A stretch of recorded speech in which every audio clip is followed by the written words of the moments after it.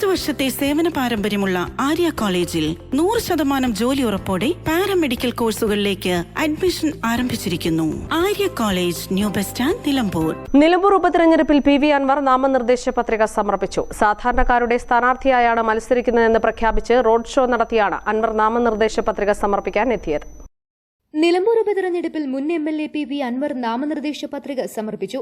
ഒരു കർഷകനും autorickshaw തൊഴിലാളിയും rubber tapping തൊഴിലാളിയുമായിരുന്നു നാമനിർദ്ദേശ പത്രിക സമർപ്പിക്കുമ്പോൾ അൻവറിനൊപ്പം ഉണ്ടായിരുന്നത്.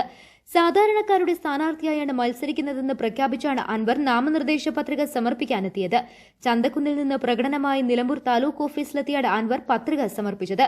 തൃണമൂൽ കോൺഗ്രസിന്റെയും അൻവർ പുതുതായി പ്രഖ്യാപിച്ച ജനകീയ പ്രതിപക്ഷ പ്രതിരോധ മുന്നണിയുടെയും ഭാഗമായ ആം ആദ്മി പാർട്ടിയുടെയും നേതാക്കളും പ്രവർത്തകരും റോഡ് ഷോയിൽ അണിനിരന്നു. റോഡ് ഷോയ്ക്ക് മുന്നോടിയായി ചന്തക്കുന്ന് ബസ് സ്റ്റാൻഡിൽ തൃണമൂൽ AAP പ്രവർത്തകർ ഒത്തുകൂടി അൻവറിനു വേണ്ടി മുദ്രാവാക്യം മുഴക്കിക്കൊണ്ടിരുന്നു. 3 മുന്നണികളിലെയും അതൃപ്തരെയും മണ്ഡലത്തിലെ നിഷ്പക്ഷരായ സാധാരണ വോട്ടർമാരെയുമാണ് ലക്ഷ്യം വെക്കുന്നതെന്ന സൂചനയായിരുന്നു നാമനിർദ്ദേശ പത്രിക സമർപ്പിക്കുന്നതിനു മുമ്പുള്ള പ്രതികരണത്തിൽ അൻവർ നൽകിയത്. പുതിയ മുന്നണി രൂപീകരിക്കുന്നതായി PV അൻവർ നേരത്തെ പ്രഖ്യാപിച്ചിരുന്നു. ജനകീയ പ്രതിപക്ഷ പ്രതിരോധ മുന്നണിയെന്നാണ് പുതിയ മുന്നണിയുടെ പേരെന്നും അൻവർ വ്യക്തമാക്കിയിരുന്നു. തൃണമൂൽ കോൺഗ്രസിന് പുറമെയുള്ള വോട്ടുകൾ പാളയത്തിലേക്ക് എത്തിക്കുക ലക്ഷ്യമിട്ടാണ് മുന്നണി രൂപീകരണം. 3ാം മുന്നണി രൂപീകരണം എന്ന വിശാല ലക്ഷ്യം കൂടി അൻവർ മുന്നിൽ കാണുന്നുണ്ടെന്നാണ് ചൂണ്ടിക്കാണിക്കപ്പെടുന്നത്. നിരവധി ചെറിയ സംഘടനകൾ മുന്നണിയുടെ ഭാഗമായിരിക്കും. കാർഷിക, തൊഴിൽ, വ്യാപാര, സാമൂഹിക, സാംസ്കാരിക സംഘടനകളുടെ താൽപര്യപ്രകാരമാണ് മുന്നണിയുടെ കീഴിൽ മത്സരിക്കുക എന്ന തീരുമാനമെടുത്തതെന്നും PV അൻവർ വ്യക്തമാക്കിയിരുന്നു. LDF, UDF മുന്നണികൾക്കെതിരെ PV അൻവർ നേരത്തെ രംഗത്തെത്തിയിരുന്നു. നേതാക്കൾ കാട്ടിക്കൂട്ടിയ പലതിന്റെയും തെളിവുകൾ തന്റെ പക്കലുണ്ടെന്നും വേണ്ടിവന്നാൽ അത് നിലമ്പൂരങ്ങാടിയിൽ TV വെച്ച് കാണിക്കുമെന്നും PV അൻവർ പറഞ്ഞു. ഈ മണ്ഡലത്തിൽ 1 കിലോമീറ്റർ പോലും BMBC റോഡ് ഉണ്ടായിരുന്നില്ല.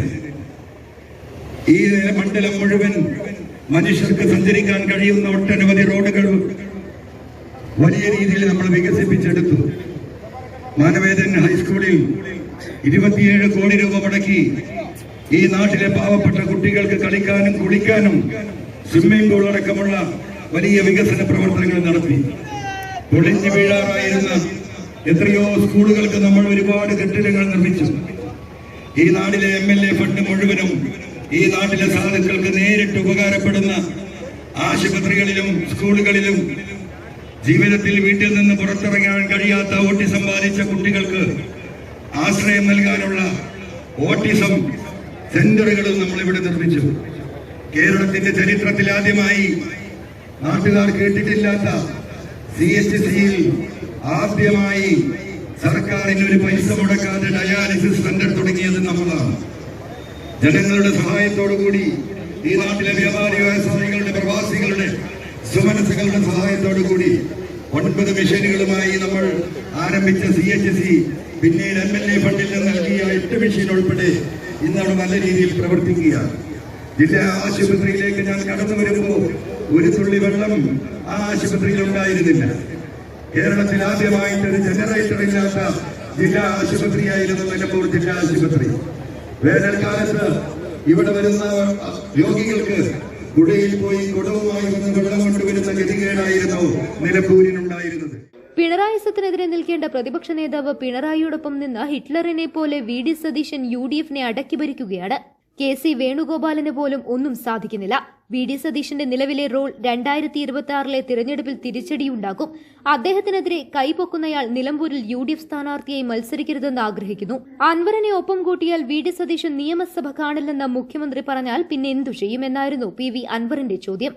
നവകേരള സദസ്സിനായി പൊതുമരാമത്ത് വകുപ്പ് മന്ത്രി മുഹമ്മദ് റിയാസ് കോൺട്രാക്ടർമാരിൽ നിന്നും കോടിക്കണക്കിന് രൂപ പിരിച്ചതിന്റെ ഫോൺ രേഖകൾ തന്റെ പക്കലുണ്ടെന്നും PV അൻവർ പറഞ്ഞിരുന്നു. തന്നെ വ്യക്തിഹത്യ നടത്തുന്നതിൽ പ്രധാനി റിയാസ് ആണെന്നും ഇനിയും അത് തുടർന്നാൽ ഈ രേഖകൾ പുറത്തുവിടുമെന്നും അൻവർ വ്യക്തമാക്കി. റിയാസിന്റെ പേഴ്സണൽ സെക്രട്ടറി, പ്രൈവറ്റ് സെക്രട്ടറി എന്നിവരുൾപ്പെടുന്ന വീഡിയോ, ഓഡിയോ രേഖകളും കയ്യിലുണ്ട്. നവകേരള സദസ്സിന്റെ പേരിൽ തനിക്ക് 50 ലക്ഷം രൂപ കടമുണ്ടെന്നും തന്നെ വ്യക്തിഹത്യ നടത്തിയാൽ അതേ രീതിയിൽ തിരിച്ചടിക്കുമെന്നും അൻവർ കൂട്ടിച്ചേർത്തു. നേതാക്കൾ കാട്ടിക്കൂട്ടിയ പലതിന്റെയും തെളിവുകൾ തന്റെ പക്കലുണ്ടെന്നും വേണ്ടിവന്നാൽ നിലമ്പൂരങ്ങാടിയിൽ TV വെച്ച് കാണിക്കുമെന്നും PV അൻവർ പറഞ്ഞു. News bureau, Nilambur. സ്വന്തം ഹൈസ്പീഡ് ഇന്റർനെറ്റ്, നമ്മുടെ സ്വന്തം ഇന്റർനെറ്റ്.